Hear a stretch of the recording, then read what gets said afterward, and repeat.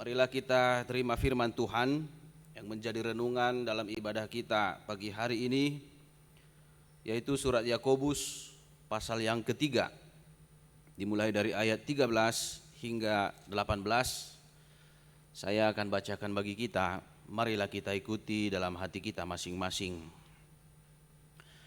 Hikmat yang dari atas. Siapakah di antara kamu yang bijak dan berbudi?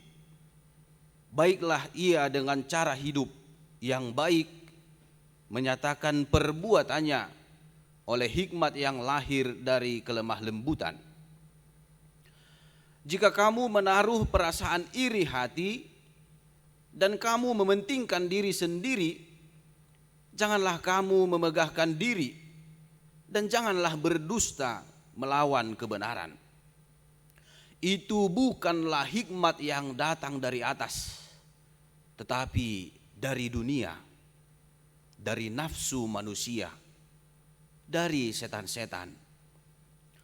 Sebab di mana ada iri hati dan mementingkan diri sendiri, di situ ada kekacauan dan segala macam perbuatan jahat. Tetapi hikmat yang dari atas adalah pertama-tama murni, selanjutnya pendamai, peramah, penurut, penuh belas kasihan dan buah-buah yang baik, tidak memihak dan tidak munafik. Dan buah yang terdiri dari kebenaran ditaburkan dalam damai untuk mereka yang mengadakan damai. Demikian firman Tuhan. Bapak Ibu saudara-saudari yang dikasihi Tuhan Yesus Kristus, nas ini diawali dengan pertanyaan. Siapakah di antara kamu yang bijak dan berbudi? Artinya siapakah di antara kamu yang memiliki hikmat dan memiliki akal budi? Siapakah di antara kamu yang takut akan Tuhan? Jika ada, kata Yakobus, baiklah dia dengan cara hidup yang baik menyatakan perbuatannya dalam hikmat yang lahir dari kelemah lembutan. Baiklah dia menyatakan perbuatannya. Artinya hikmat yang terbaik, orang yang berhikmat adalah orang yang berbuat. Hikmatnya terlihat melalui perbuatan atau tindakannya yang nyata. Atau dengan kata lain, kebijaksanaan seseorang akan terlihat dari perbuatannya, dari tindakannya. Bukan dari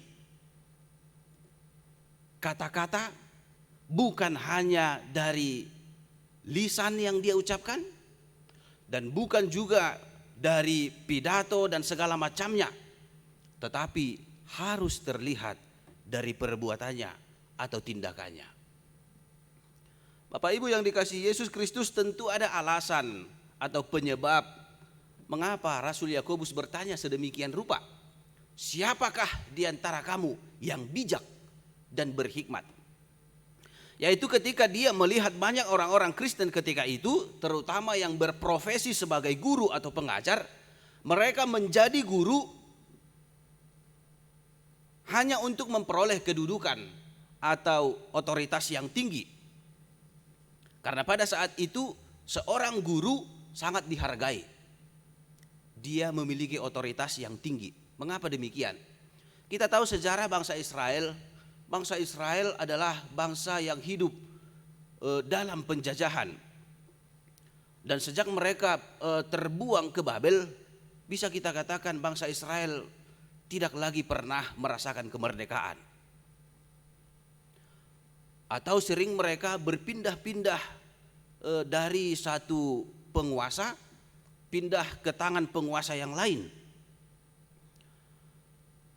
Oleh karena itu, hidup mereka sangat menderita dan tidak dihargai oleh bangsa-bangsa yang lain.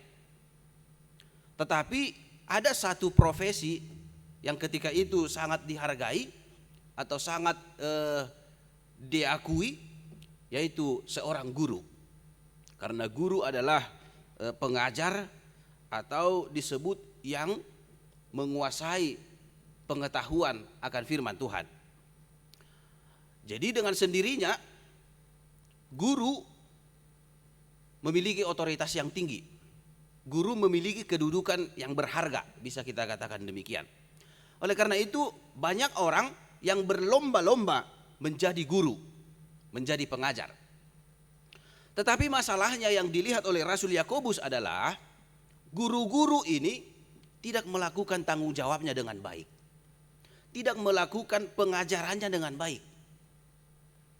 Oleh karena itu kalau kita lihat di pasal 3 ini ayat 1, nas ini didahului dengan perkataan dari Yakobus, janganlah banyak orang di antara kamu mau menjadi guru. Karena apa? Sebab kita tahu bahwa sebagai guru kita akan dihakimi menurut ukuran yang lebih berat.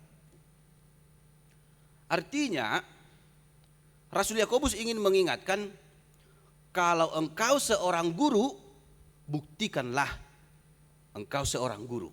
Buktikan engkau adalah pengajar. Dan ajaran yang utama bukanlah teori, bukanlah materi, tetapi hidupmu.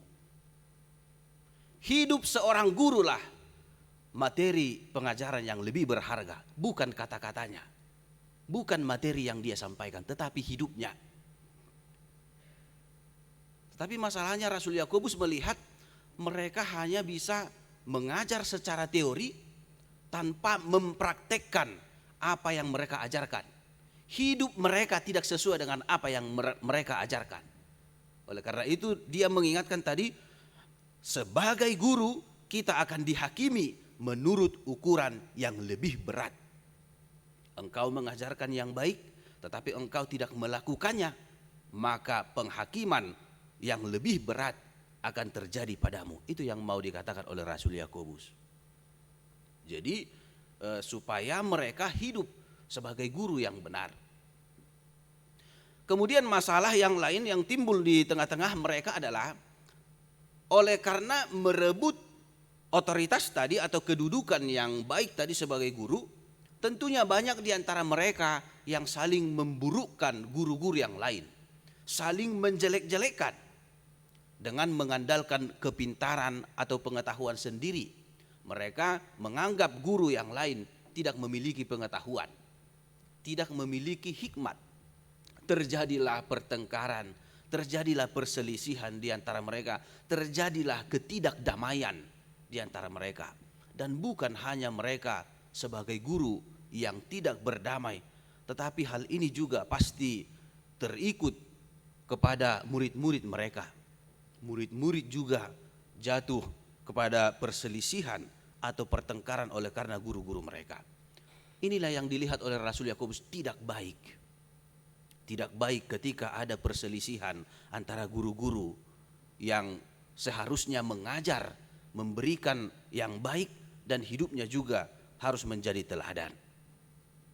Oleh karena itulah Yakobus memperingatkan, kalau engkau berhikmat, kalau engkau guru, engkau sebagai pengajar, engkau sebagai orang yang berbudi, tunjukkanlah itu. Buktikanlah bahwa engkau adalah orang yang berhikmat. Jangan bertikai, jangan bertengkar atau berselisih dengan guru yang lain. Tetapi tunjukkan melalui perbuatanmu, buktikan engkau orang berhikmat. Kemudian Rasul Yakobus memberikan pengajaran tentang adanya dua hikmat yang berbeda di dunia ini. Yang pertama, hikmat yang benar, yaitu hikmat yang berasal dari Tuhan. Kemudian yang kedua, hikmat yang salah atau hikmat yang berasal dari dunia ini. Dan itulah yang kita lihat dalam nas ini. Ada dua macam hikmat. Hikmat dunia dan hikmat surgawi atau hikmat dari Tuhan. Yang pertama, hikmat yang berasal dari dunia disebutkan oleh Rasul Yakobus adalah hikmat yang berasal dari nafsu, dari keinginan manusia, dan hikmat yang berasal dari setan-setan. Apa itu hikmat yang dari setan? Yaitu iri hati, mementingkan diri sendiri, memegahkan diri sendiri atau kesombongan, berdusta, melawan kebenaran atau munafik. Dan semua ini pasti berakhir pada kejahatan atau perbuatan yang tidak baik. Kita bisa belajar dari contoh-contoh Alkitab tentang iri hati atau kesombongan yang membawa kepada perbuatan dosa atau kejahatan. Misalnya Kain dan Habel. Kain membunuh Habel oleh karena apa? Oleh karena iri hati. Kain melihat bahwa Tuhan menerima persembahan Habel. Terjadilah iri hati sehingga dia membunuh adiknya Habel. Kemudian juga kita melihat Rahel yang iri hati kepada Lea. Karena Tuhan membuka kandungan Lea. Sementara Rahel tidak bisa memiliki keturunan. Demikian juga Saul.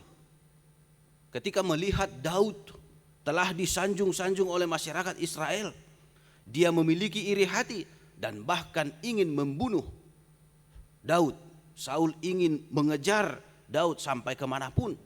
Dia menginginkan nyawanya oleh karena iri hati.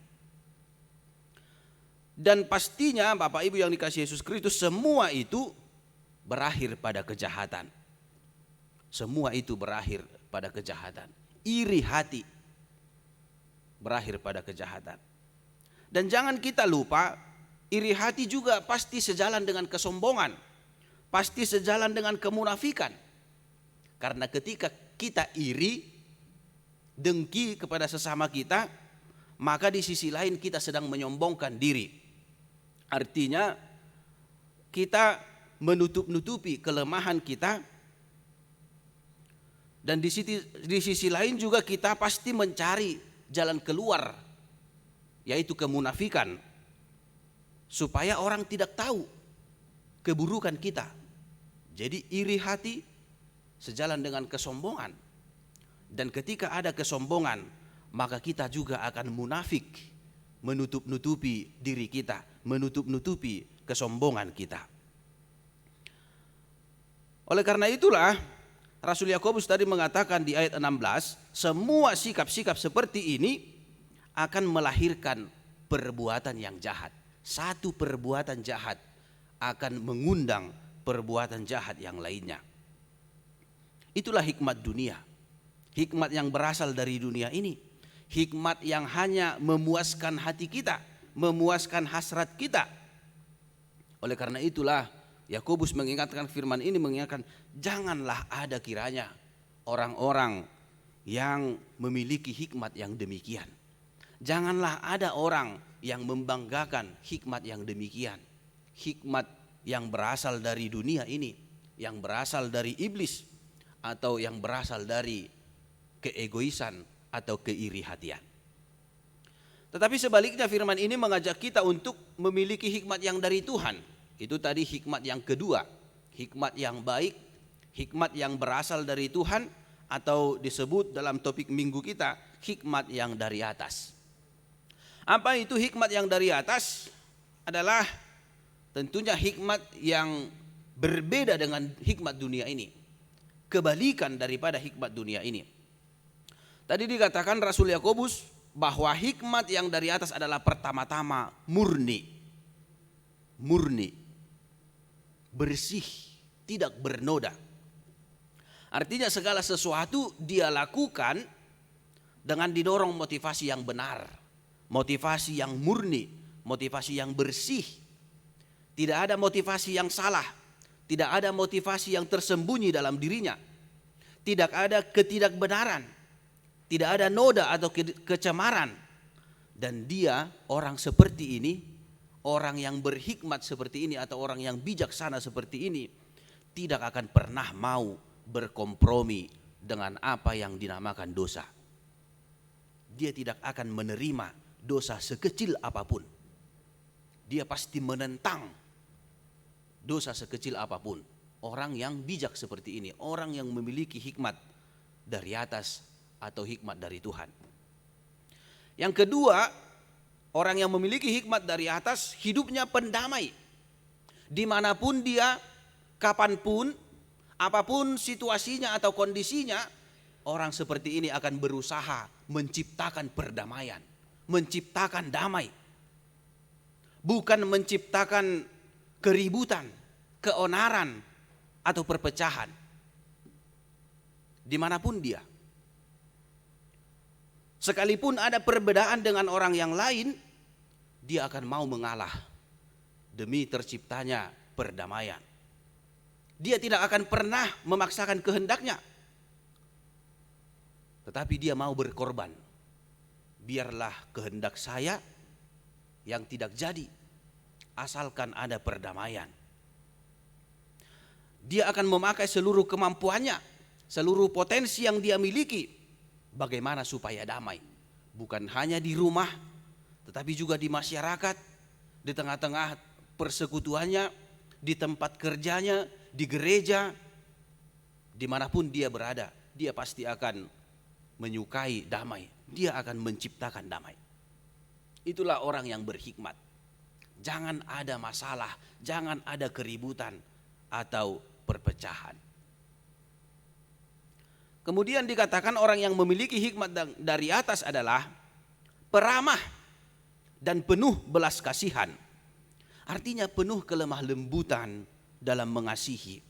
Kita bisa melihat contoh yang dilakukan oleh Yesus Kristus ketika dia ditangkap oleh serdadu-serdadu yang menangkapnya. Sebenarnya dia bisa membalaskan apa yang diperbuat oleh orang banyak kepadanya. Tetapi oleh karena kelemah lembutan dan penuh belas kasihan, apa yang dilakukan oleh Yesus? Dia memaafkan, dia mengampuni, bahkan Yesus berdoa kepada Allah supaya Allah Bapa mengampuni mereka. Itulah hidup peramah.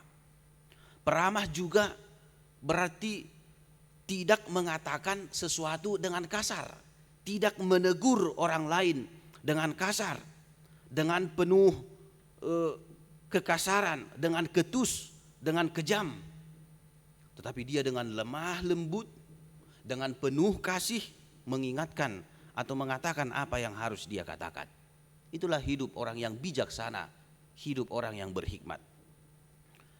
Kemudian orang yang berhikmat adalah orang yang tidak memihak dan tidak munafik. Tidak memihak dan tidak munafik. Artinya tidak ada kecurigaan dalam hidupnya. Tidak ada penghakiman. Tidak berprasangka buruk kepada orang lain.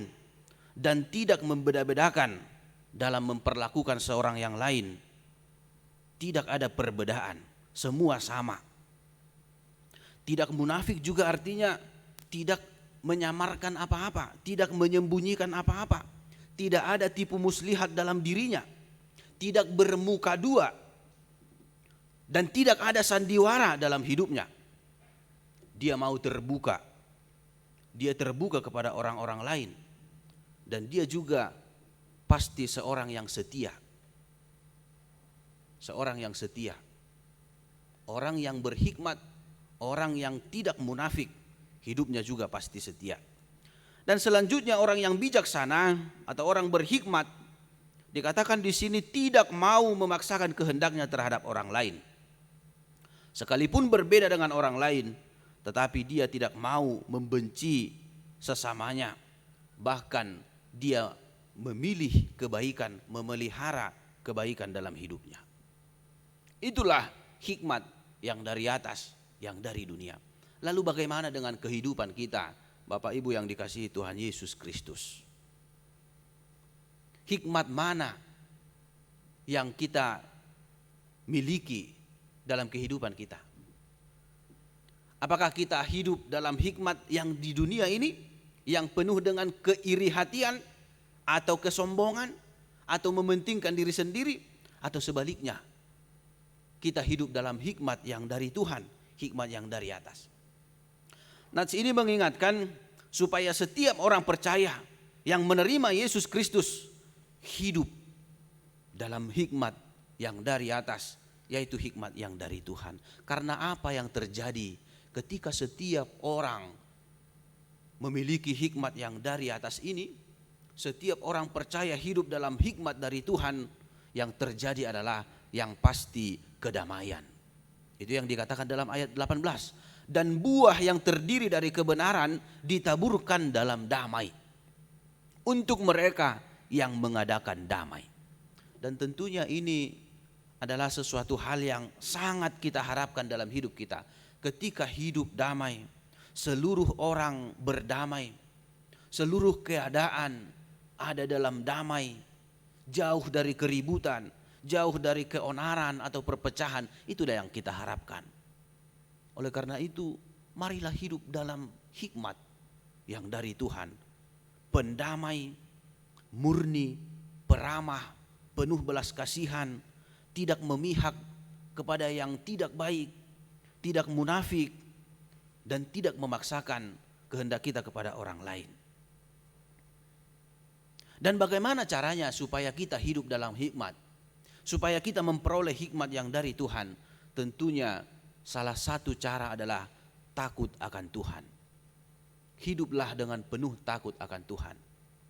Semua hikmat yang kita sebutkan tadi, pendamai, peramah, penuh belas kasihan, tidak munafik, tidak memihak, semua itu pasti bisa terwujud ketika orang itu takut akan Tuhan. Tetapi sebaliknya, orang yang tidak takut kepada Tuhan, dia juga tidak takut melakukan yang jahat. Tapi kalau kita takut kepada Tuhan, kita pasti takut melakukan yang tidak baik, yang bertentangan dengan kehendak Tuhan. Dan itu bisa kita baca dalam Ayub 28 ayat 28, Amsal 1 ayat 7, dan Mazmur 111 ayat 10. Permulaan hikmat adalah takut akan Tuhan. Setiap orang yang takut akan Tuhan, dia pasti berhikmat, dia pasti bijaksana menjalani hidupnya. Dan yang kedua, yang terakhir adalah supaya kita berhikmat, percayalah kepada Yesus Kristus. Di 1 Korintus 1 ayat 30 dikatakan bahwa Kristuslah hikmat yang tertinggi dan hikmat yang berasal dari Allah. Yesus Kristus adalah hikmat tertinggi, hikmat yang berasal dari Allah. Di dalam Yesus Kristuslah terlihat hikmat atau kebijaksanaan Allah yang luar biasa, yang belum pernah ada terjadi di dunia ini, ketika dia mengorbankan anaknya Yesus Kristus untuk menebus atau menyelamatkan orang yang berdosa. Itu hal yang mustahil, hal yang belum pernah terjadi di dunia ini. Tetapi Allah mau melakukannya hanya untuk menyelamatkan kita, supaya dunia ini berdamai, supaya belas kasihan Allah terlihat kepada dunia ini. Oleh karena itu disebutkan Yesus Kristus adalah bukti daripada hikmat Allah, hikmat yang tertinggi.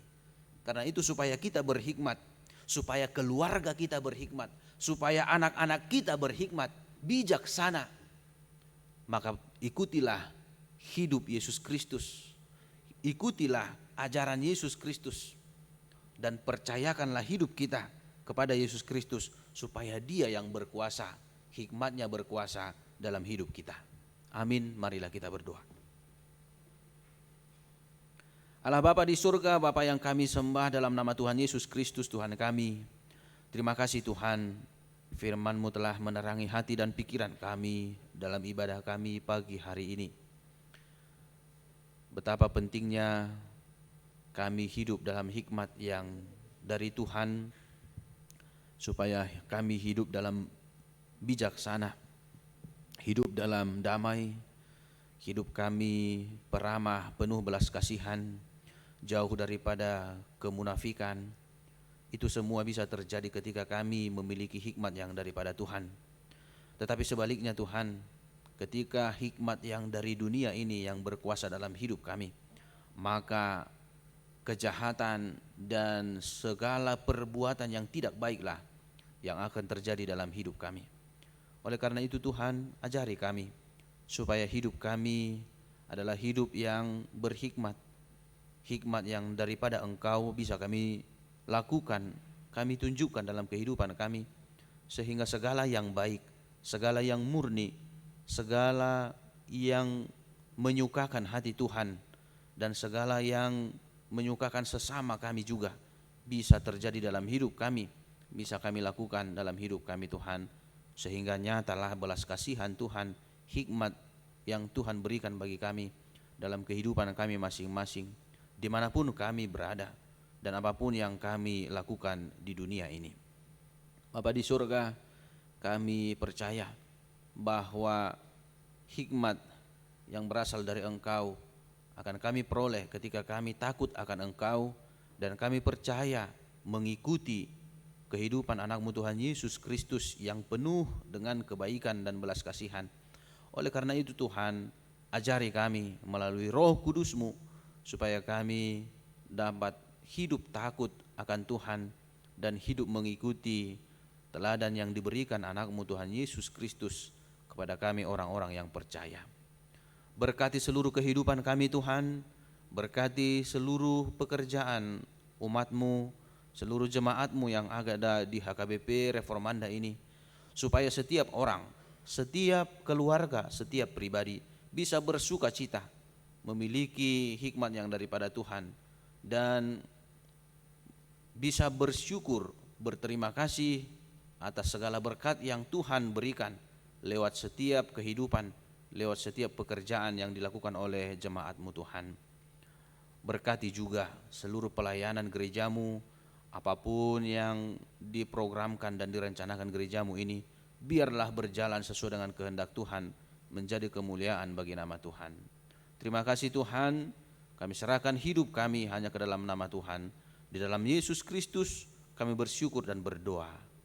Amin.